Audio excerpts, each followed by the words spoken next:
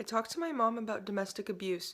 We talked about how making a boundary of not dealing with violence would make the relationship stronger. The spouse may not know that their husband grew up watching their father beat up the mom. My mom used to work for Women and Children's Crisis Center, and she was not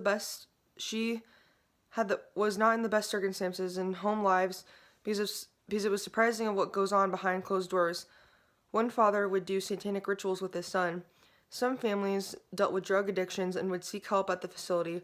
My mom was on the crisis hotline a few times a week to access callers' situations and get their information. She would also do empowerment programs and talk about self esteem and goals, and also attend support group meetings. My consciousness has been raised because knowing that my mom worked with so many people that came from normal families that you see in church or at the grocery store have problems with abuse. It makes me want to know it makes me want to help others that like she did, and to let others know that there are places like that crisis center that they can find peace at and be safe until they can completely get away from their abuser.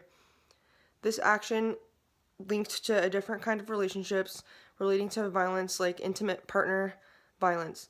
A lot of younger married couples with a few kids were dealing with this kind of abuse.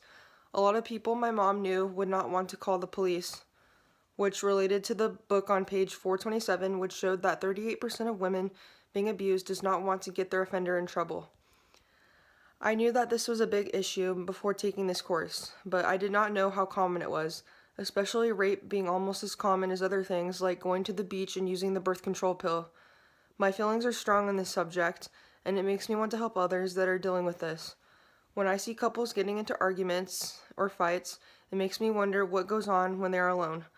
I feel good about talking to my mom because I can learn a lot from her and hear new stories from what she's experienced throughout her life.